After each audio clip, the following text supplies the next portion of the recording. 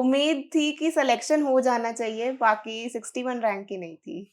मैं इसको एक सिंपल भाषा में कहूँ कि पूरी की पूरी जो तैयारी है वो घर बैठ के की है। हाँ। ये बात सही है? हाँ। कहीं कोई ऑफलाइन क्लास नहीं ली? नहीं, कोई ऑफलाइन क्लास नहीं ली। वो क्योंकि फाइनल स्टेज तक पहुँच गए थे और ऐसा लगता था कि अब सिर्फ़ 2500 बच्चों में से विदिन 1000 आना है। जी। तो लगा था इतना कम रेशो है तो हो जाना चाहिए। लेकिन कुछ कमियाँ थी तो उनकी वज़ह से हुआ नहीं था। तो और उसी क्योंकि 4 दिन बाद अगला प्रीलिम्स था। तो इसलिए थोड़ा ज़्यादा वो लग रहा था कि अब 4 दिन में कैसे प्रिपेयर होगा। अरे बिल्कुल फ्रेशर है एक लड़का या लड़की जो भी, उसको यूपीएससी तैयारी करनी है। आपका इंटरव्यू देख के वो लगेगा कि एक 24 साल की लड़की जो कलेक्टर बन गई है और मुझे भी अब तो कलेक्टर बनना है। तो कैसे तैयारी शुरू करें? आप 0 से लेकर के 100 तक बता दो। आपको यूँ लगा नहीं कि मैं रियल में देख रही हूँ या मुझे सपना आ रहा है? ऐसा कुछ फ़ील किया? फर्स्ट 15 मिनट्स हमने 4-5 बार क्रॉस चेक किया था, रोल नंबर और सीरियल नंबर और नाम और स्पेलिंग की कोई और तो नहीं है, तो वो चल रहा था। मैं आज अखबार पढ़ रहा था, उसमें ये आया कि चीफ मिनिस्टर भजनलाल शर्मा का भी फ़ोन आया। जी। आपसे बात की उन्होंने? हाँ। आपने सोचा था कि मेरे पास फ़ोन आएगा उनका? सर सुबह की पहली चाय मैं लेता हूँ, फिर सेकंड ये पिलाती है।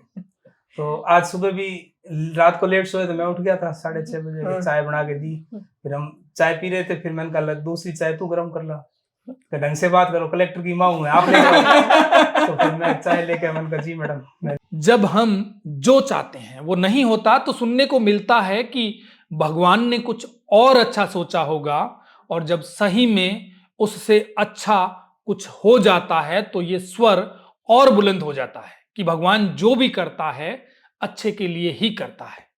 अपने पहले प्रयास में मेंस तक पहुंचे तो वहीं दूसरे प्रयास में इंटरव्यू तक पहुंचने पर भी सिलेक्शन नहीं हुआ, तो थोड़ा सा हौसला टूटा। उसके बाद भी कुछ और बेहतर अच्छा करने की उम्मीद में तीसरा प्रयास किया और यूपीएससी एग्जाम 2023 में 61वीं रैंक के साथ ही बीकानेर की बेटी आईएएस अधिकारी बन गई। आज हमारे साथ है सिविल इंजीनियर खुशहाली सोलंकी, जिन्होंने यूपीएससी एग्जाम में टॉप रैंक प्राप्त कर बीकानेर ही नहीं समूचे राजस्थान का नाम रोशन किया है। नमस्कार, मैं Brijmohan Ramawat, talk with BMR में आपका स्वागत है।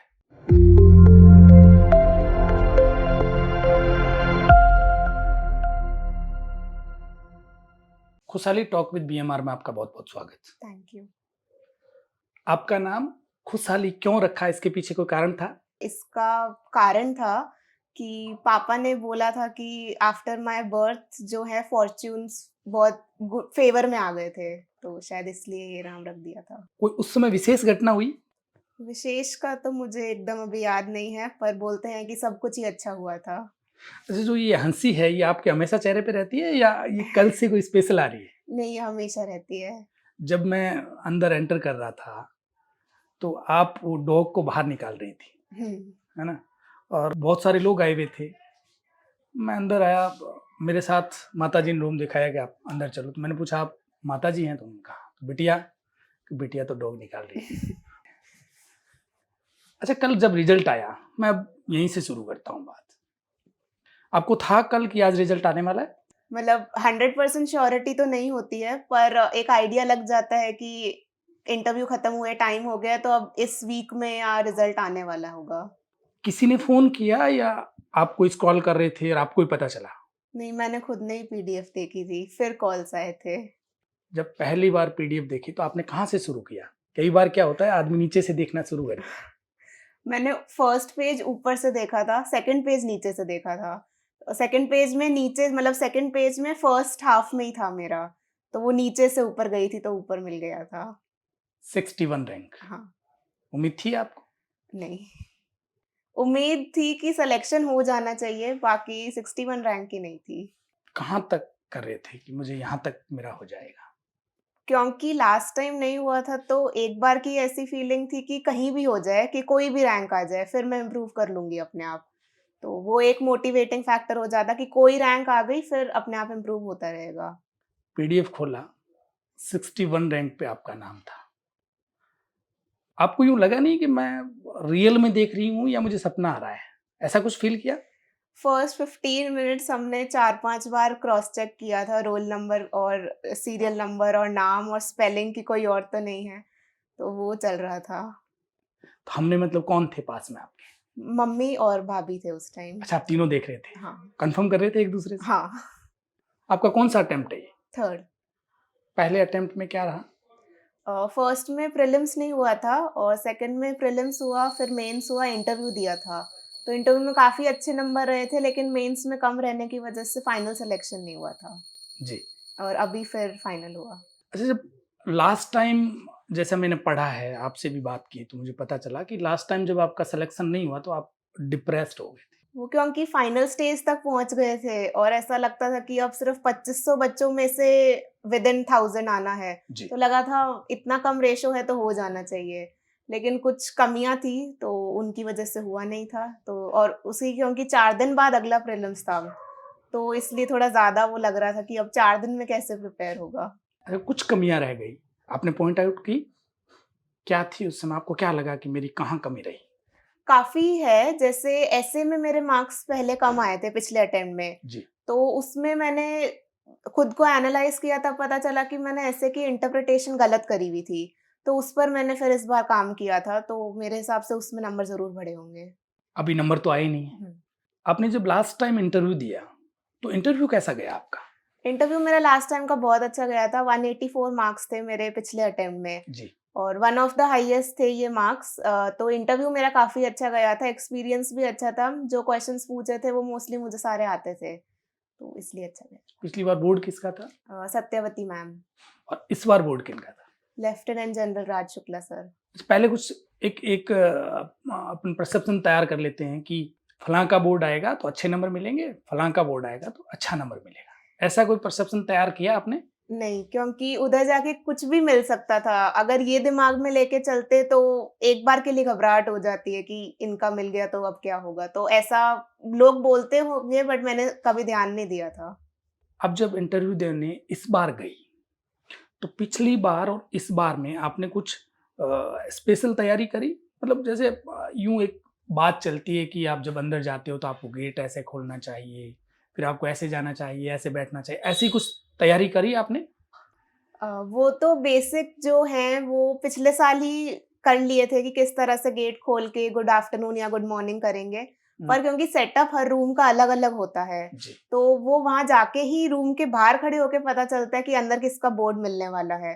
तो उनके रूम का सेटअप भी अलग था।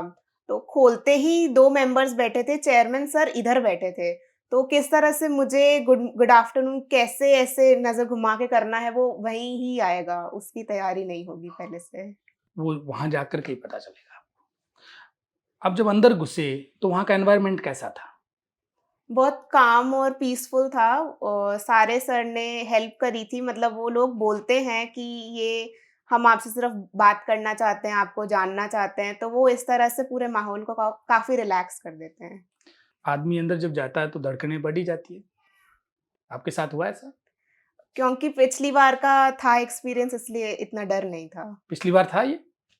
एक्सपीरियंस तो था इंटरव्यू का। नहीं, ये डर था पिछली बार? हाँ, फर्स्ट टाइम था तो फिर डर लग रहा था कि किस तरह से होगा और इतने बड़े-बड़े लोग बैठे हैं आगे, तो कैसे फेस करना है, वो तो था। लेकिन मॉक देती थी, मॉक जी। इंटरव्यू, तो उनसे भी डर निकल गया था।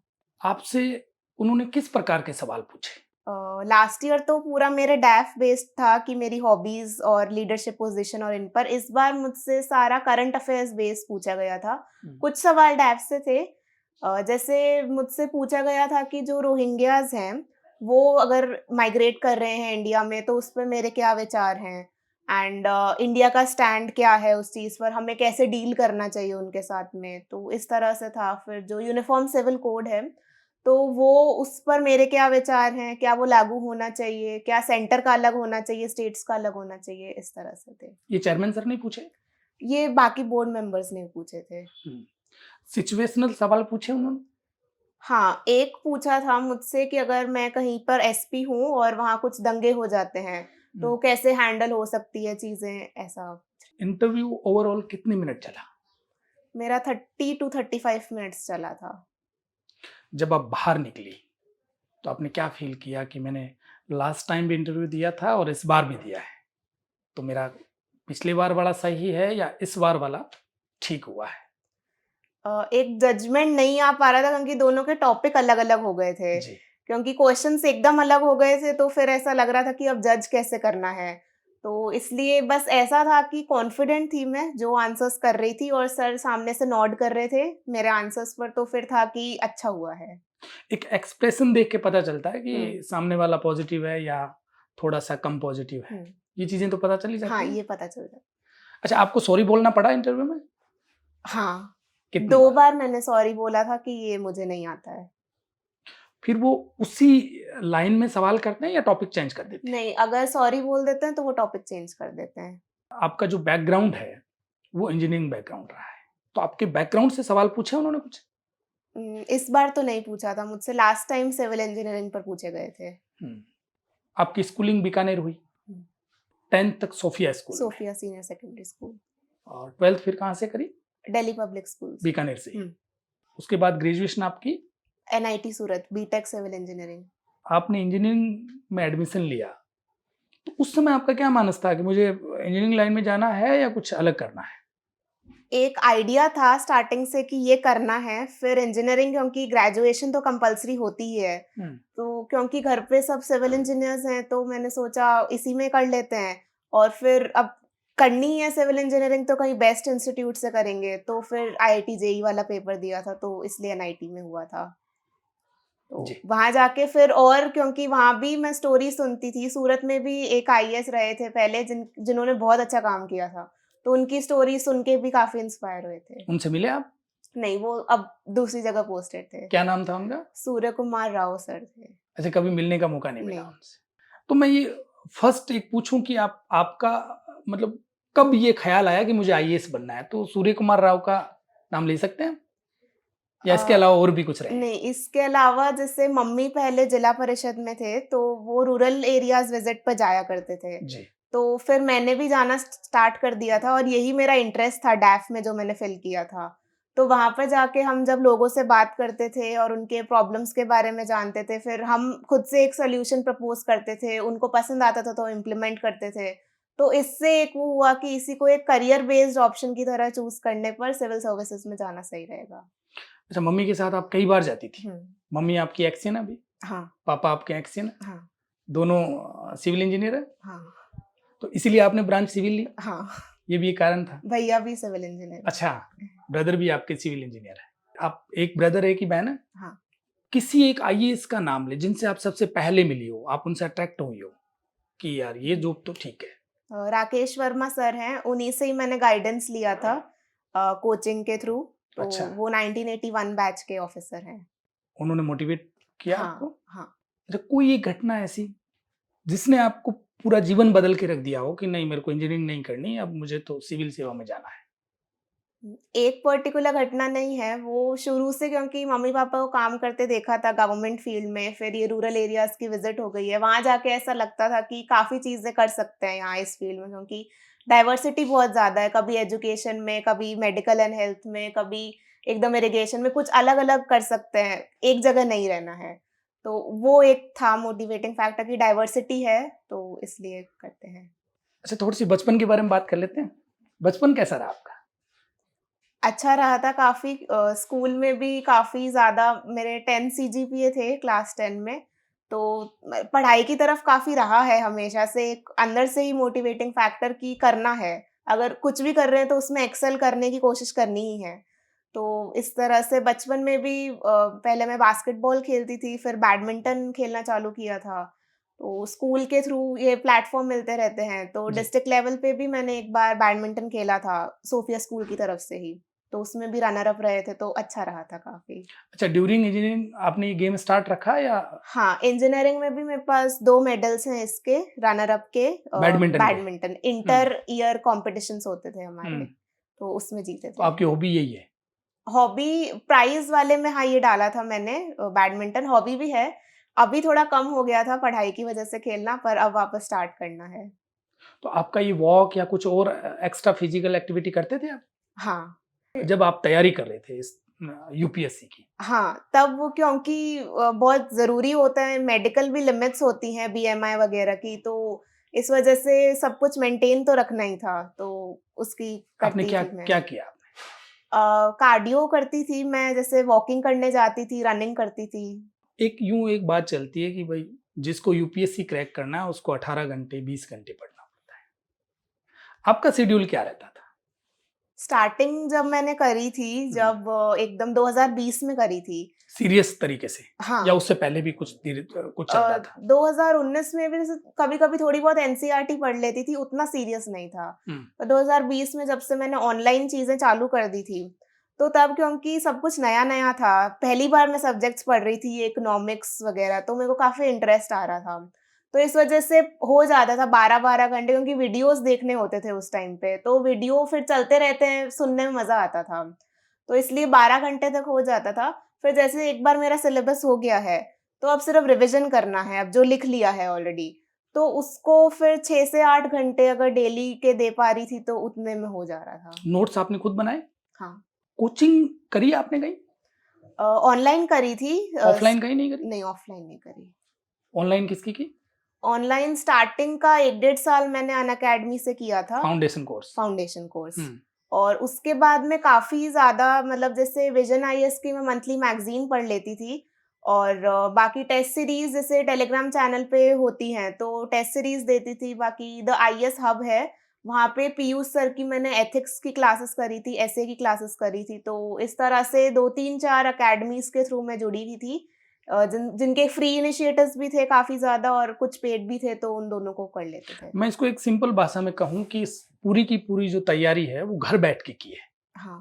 ये बात सही है? हाँ। कहीं कोई ऑफलाइन क्लास नहीं ली? नहीं, कोई ऑफलाइन क्लास नहीं ली। जब आपने ऑनलाइन क्लास ली तो सर से इंटरेक्शन तो होता ही था। कभी-कभी हो जाता था। तो उन्होंने कभी आपको कहा कि नहीं खुशहाली आप तो करोगी? उन्होंने अपनी तरफ से ऐसा कुछ कभी आपको मोटिवेट किया? आपकी जब आपने टेस्ट सीरीज दिया हो, उसके जब मार्क्स आए हों, तब आपको ऐसा कोई मिला उनकी हाँ, तरफ से? मेरे को हर बार बोलते थे कि आंसर्स बहुत अच्छे लिखते हैं, तो हम्म। सिलेक्शन होना ही चाहिए। तो बिल्कुल फ्रेशर है एक लड़का या लड़की जो भी, उसको यूपीएससी तैयारी करनी है। आपका इंटरव्यू देख के वो लगेगा कि एक 24 साल की लड़की जो कलेक्टर बन गई है और मुझे भी अब तो कलेक्टर बनना है।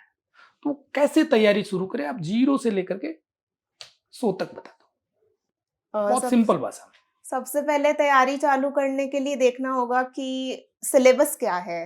तो सबसे पहले सिलेबस क्या है, और हमें क्या-क्या चीज़ें आती हैं, क्या-क्या चीज़ों पर फ़ोकस करने की ज़रूरत है। सिलेबस देखेंगे तो पता चलेगा कि ये एग्ज़ाम करना है या नहीं करना है। सिर्फ़ नाम देख के नहीं, लेकिन इन सब्जेक्ट्स में एक्चुअल में इंटरेस्ट है या नहीं है। उसके बाद में जो प्रीवियस ईयर क्वेश्चन्स हैं, उनको देखना है कि किस तरह के क्वेश्चन्स आ रहे हैं। तो इससे एक बेस तैयार होने की स्टार्टिंग होगी। और उसके बाद में फिर जैसे जो मटेरियल्स जो पहले फ्रीली अवेलेबल होते हैं, जैसे एनसीईआरटीज़ वगैरह हो गई हैं, मैंने उतनी तो नहीं पढ़ी थी, लेकिन लोग बोलते हैं कि एनसीईआरटी पढ़ने हैं, तो कभी थोड़ी बहुत मैंने एनसीईआरटीज़ पढ़ी थी, तो एक बेसिक चीज़ उससे आ सकती है। उसके बाद में कोई ये गाइडेंस ले सकता है, जैसे मेरे काफ़ी दोस्त हैं जिनका सिलेक्शन हुआ है, उन्होंने जीएस जो जनरल स्टडीज़ है, उनके लिए कोई कोचिंग नहीं ली है, जी। तो फ्री इनिशिएटिव से हो सकता है। बहुत सारे लोग हैं जो अपने मटेरियल, जैसे अगर अब जैसे मैं हूँ, तो मैं थोड़े दिन बाद अपने सारे रिसोर्सेज़ की पीडीएफ बना के टेलीग्राम पे डाल दूँगी। तो अगर लोगों को उससे फ़ायदा हो जाता है, तो बहुत लोग हैं, जैसे मैंने भी जो प्रीवियस ईयर्स टॉपर्स हैं, उनके नोट्स देखे थे, तो मेरे को उससे काफ़ी हेल्प मिली थी। तो एक वो काम हो सकता है। बाकी फिर लोग अपनी स्ट्रैटेजीज़ डालते हैं कि कितना फ़ोकस करना है टाइम प्रीलिम्स पर, मेंस पर, तो आई थिंक वो करना ज़रूरी है। और फिर उसके बाद में ऑप्शनल सब्जेक्ट चूज़ करना है। तो ऑप्शनल सब्जेक्ट में आपका ग्रेजुएशन सब्जेक्ट अगर है, मिल रहा है एंड चाहते हैं चूज़ करना, तो वो कर सकते हैं। बाकी एक उसका एनालिसिस वीडियोज़ होते हैं कि किस तरह से नंबर ज़्यादा मिल रहे हैं, कौन से ऑप्शनल ज़्यादा स्कोरिंग है, सिलेबस वगैरह कैसा है उसका, और जीएस के साथ ओवरलैप कितना है किसी भी ऑप्शनल का, उस हिसाब से ऑप्शनल चूज़ हो सकता है। फिर टाइम टेबल बन सकता है कोचिंग के हिसाब से, कोई भी कोचिंग ले सकते हैं ऑप्शनल की, अगर जीएस की भी लेना चाहें तो, कि कितने सब्जेक्ट्स कितने टाइम में हमें करना है, और रेगुलर फिर उनकी टेस्ट सीरीज़ जॉइन कर लें, और उसमें अपना एनालिसिस भी होता रहेगा कि जो पढ़ा है वो एक्चुअल में कितना काम आ रहा है। जी। तो ये रही थी मेरी हर स्टेज पर। अच्छा, ऑप्शनल आपने सब्जेक्ट लिया लोक प्रशासन, ऐसा क्यों? क्योंकि आगे जो अब काम करना है वो यही है। पब्लिक एडमिनिस्ट्रेशन में जो पढ़ा है वही आगे इम्प्लीमेंट करना है सर्विसेज़ में। तो इसलिए एक था कि और दूसरा था कि इनिशियली पब्लिक एडमिनिस्ट्रेशन स्कोरिंग था काफ़ी, उसमें काफ़ी नंबर आया करते थे लोगों के, तो वो देखकर भी लिया था। क्योंकि पहले जब आपने इंजीनियरिंग करी तब तो पब्लिक एडमिनिस्ट्रेशन से कोई लेना देना नहीं था। हुँ, फिर आपने वो सारी चीजें देखी कि नहीं ये हाँ, सब्जेक्ट ठीक है, हाँ, और जो आपका बेसिक जो है वो सीसेट में आपके खूब काम आया होगा, हाँ। उसका आपको एक्स्ट्रा फायदा मिला। सीसैट में तो जैसे क्योंकि मैथ्स का बैकग्राउंड है और इस बार इस मतलब 2-3 साल से सीसैट थोड़ा-सा टफ भी आ रहा है। हम्म, तो सीसैट में इस चीज़ का बेनिफिट मिल जाता था। पर इस बार अगर पेपर वापस देना पड़ता तो डेफ़िनेटली तैयारी करनी पड़ती क्योंकि लेवल टफ होता जा रहा था सीसैट का। तो बाकी बेसिक फ़ायदा तो मिला था। अच्छा, मटेरियल की हम बात करें, स्टडी मटेरियल की, तो उसमें किसी पर्टिकुलर राइटर या पर्टिकुलर कोचिंग ऐसा आपको लगता है कि वो कोई विशेष मदद करेगा? मैंने जैसे बहुत सारी जगहों से किया था। हम्म, तो जैसे इकोनॉमिक सर्वे बजट है तो राउज़ आईएएस का यूट्यूब पर फ्री वीडियोज़ हैं, मैंने वो देखे थे। हम्म, अनअकैडमी पर राकेश वर्मा सर कराते थे तो वो देखे थे और बाकी जैसे प्रतीक नायक सर की हिस्ट्री बहुत अच्छी है, तो मैंने फ्री है वो? नहीं वो अनअकैडमी पे है। अच्छा। तो वो वहाँ से करी थी। बाकी जैसे पीयूष सर का मैंने बताया था आपको कि एथिक्स और ऐसे उनका काफ़ी अच्छा है। एथिक्स मैंने राकेश वर्मा सर से भी किया हुआ है, तो मैंने काफ़ी अलग-अलग जगहों से अलग-अलग चीज़ें करी हैं। तो उसकी मैं लिस्ट बनाने वाली हूँ थोड़े दिनों में कि सब कुछ कहाँ से कितना-कितना किया है। आप ग्रुप डिस्कशन करती थी? हाँ, आपस में सारी चीजें शेयर करते थे एक दूसरे से? नोट्स हाँ, हाँ, ये जनरली हमा जनरली नहीं करते कि नहीं मैं मेरे नोट्स तो दूंगी नहीं भाई? नहीं, ये हमारा मेंस के बाद में हुआ था। मेंस जब हो गया था तब हमारा एक ग्रुप बन गया था 6 लोगों का। हम्म, तो अब उन 6 में से अभी 5 का हो गया है अरे वाह, सिलेक्शन। बधाई। Thank you. हम्म, तो हम लोग आपस में करते थे, खुद के एक-दूसरे के मॉक इंटरव्यू लिया करते थे और क्वेश्चंस बताते कि ये पढ़ लेना, न्यूज़ आर्टिकल शेयर करते थे। हम्म। तो इस तरह से काफ़ी ग्रुप में काम किया है हमने। अच्छा, उन बाकी 4 की रैंक क्या रही? एक की 118 है, आईपीएस मिल जाएगा उनको और 2 को आईआरएस मिल जाएगा, 280s के आसपास रैंक है और एक और है उनको भी आईपीएस मिल जाएगा। तो इन 6 में टॉपर आप ही थी। हाँ, सबके फोन तो आ गए होंगे। हाँ। नए रिश्तेदारों में कितने फोन आए जिनको आपने पहले कभी नाम सुना नहीं? मैं मोस्टली कट ही रही हूँ, जो रिश्तेदार हैं उनसे क्योंकि पढ़ाई करते थे, तो इतना ध्यान नहीं जाता था। लेकिन अभी जैसे काफ़ी लोग आए तो पता चला कि ये भी रिश्तेदार अच्छा, हैं। शादियों वगैरह में नहीं जाते थे आप? जाती थी पर इतना ज़्यादा वो नहीं था जाने का। आप यूं कट करती थी कि नहीं मैं पढ़ाई कर रही हूँ इसलिए नहीं जाना मुझे? मतलब कभी-कभी मन होता था तो चली जाती थी थोड़ा माइंड फ्रेश करने के लिए, हम्म। बाकी हर शादी में नहीं जाती अच्छा, थी। हार्ड एंड फास्ट कुछ नहीं था कि नहीं हाँ, जाना या हाँ, जाना है? हाँ।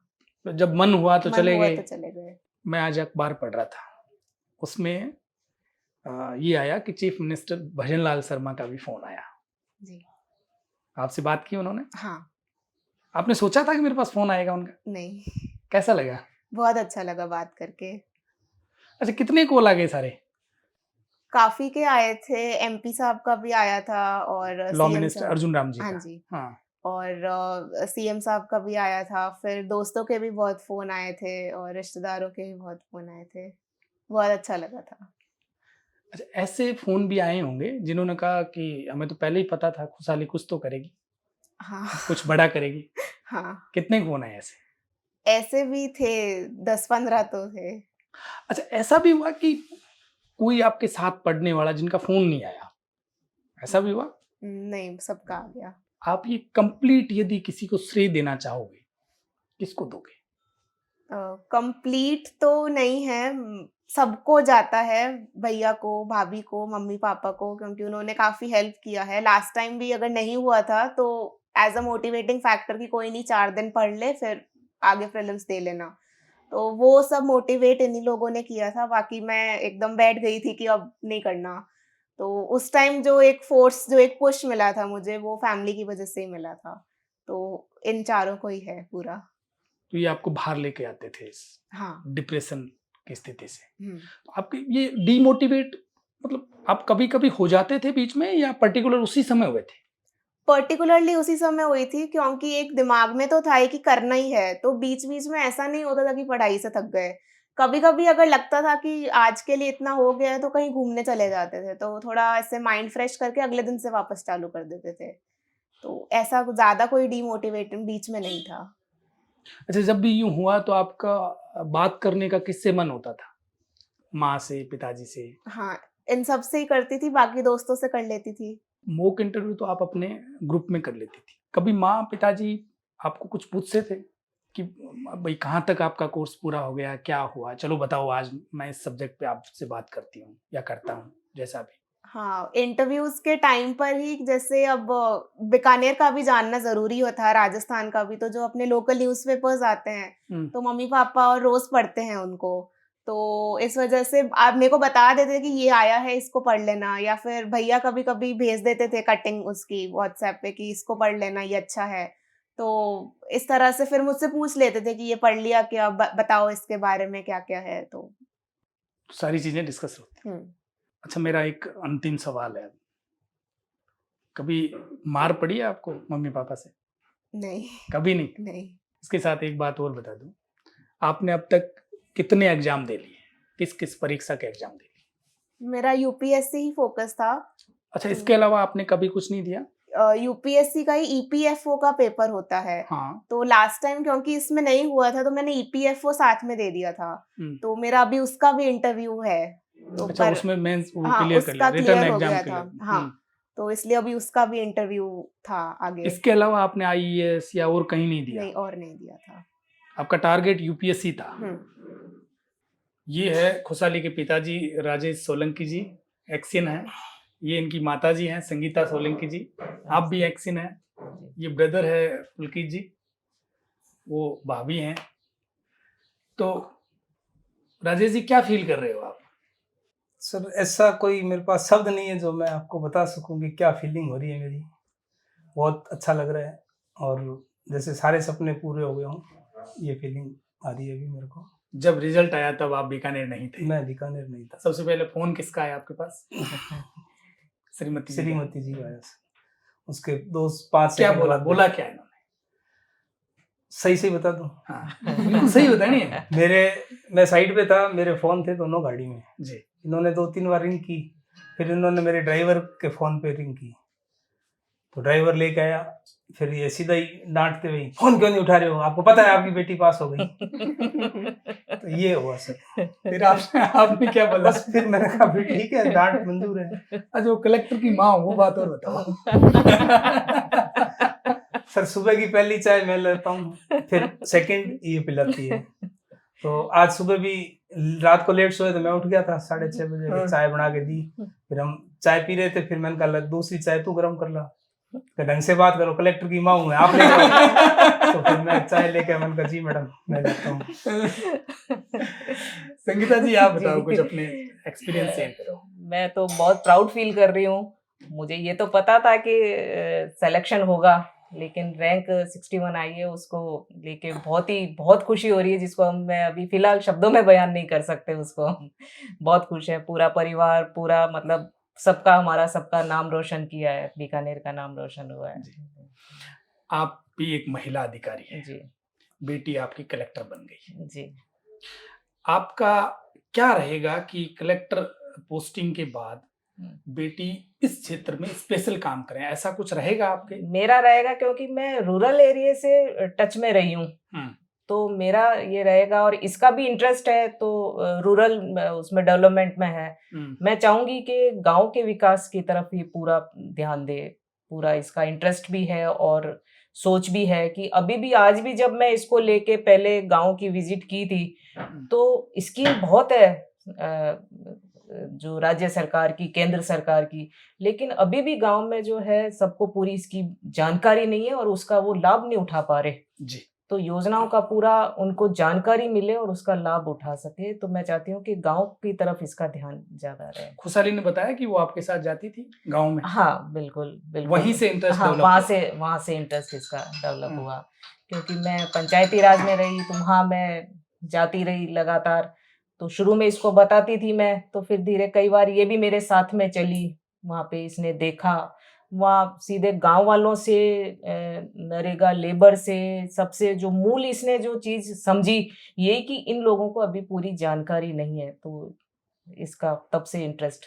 वुमेन एम्पावरमेंट हर लेवल पे और हर फील्ड में करूँगी, एजुकेशन में हो, हेल्थ में हो, और दूसरी अलग-अलग जैसे सैनिटेशन हो गया है, तो इसमें वुमेन का क्या रोल रह सकता है, उनको और कैसे आगे लाया जा सकता है, तो इस पर स्पेशल फोकस रहेगा। रूरल डेवलपमेंट के अलावा विमेन एम्पावरमेंट को लेकर के आपका ये फोकस रहेगा इन कामों को लेकर के। कैसा लग रहा है पुलकित जी? बहुत अच्छा लग रहा है, सारे सपने सच हो गए ऐसा लग रहा है। बस एक पल में वो सारी खुशियां समेट के बस वो एक फोन आया था 1:30 बजे और इतना ही कहा गया था रैंक 61। उसके बाद ना मैंने कुछ सुना ना मेरे को कुछ समझ आया। 10-15 मिनट लगे मेरे को ये रियलाइज काम करने होने। में। लिस्ट मैंने खुद लिस्ट मंगा के देखी, रीचेक किया, 2 जनों आसपास वालों से चेक कराया। अब बहुत 24 घंटे बाद अब लग रहा है कि हाँ अब कुछ सही, अब समझ आने लगी है चीजें। अब वो खुशी थोड़ी सी इंजॉयमेंट में बदली है। अच्छा, आपने भी यूपीएससी की तैयारी की थी? हाँ जी, मैंने भी तैयारी करी थी। आपको लगता है कि मेरे जो सपने थे वो बिल्कुल बिल्कुल बिल्कुल। मेरा लास्ट पेपर मैंने जिस दिन दिया था उसके बाद जब मेरे को लगा था कि अब नहीं होना, तो मैं मेरे प्राइवेट सेक्टर में जॉब तलाशने और उसमें लग गया था और उसी साल सिस्टर ने चालू किया था। तो एक ये था कि मैंने जहाँ छोड़ा है उससे अब यहाँ तक, अब आप देखो आगे का।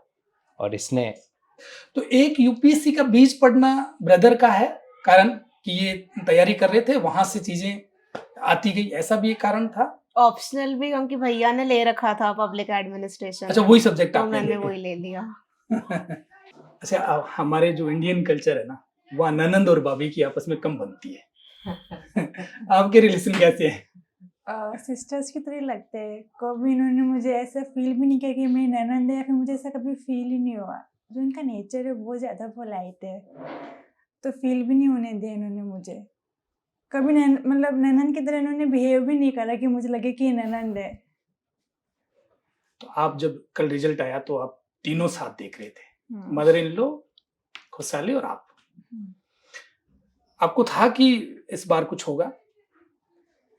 पॉजिटिव होप्स थी, मेहनत था, हो नहीं था। पिछली बार 22 लाख रह गए होंगे, बट इस बार होना तो था। बट 61 है, बहुत ज़्यादा खुश है। मतलब एक्सपेक्टेशन से, वो मतलब भी आपके मेहनत- अभी के एक्सप्रेशन से भी लग रहा है कि आप बहुत ज्यादा खुश थी। हाँ मतलब और खुश मेहनत हैं का, भी? हाँ मेहनत का हाँ। रिजल्ट है, मिलना ही है। देर सवेर तो मिलना ही है, पर मिल गया। 4 साल की मेहनत रंग लाई। जी। और सब तो आपको ढेर सारी शुभकामनाएं, आपके पूरे परिवार को ढेर सारी बधाई। इसी प्रकार आपका पूरा परिवार ऊंचाइयां छूते रहे, आपके ब्रदर भी और आगे जाएं। आपको बहुत बहुत बधाई, शुभकामनाएं।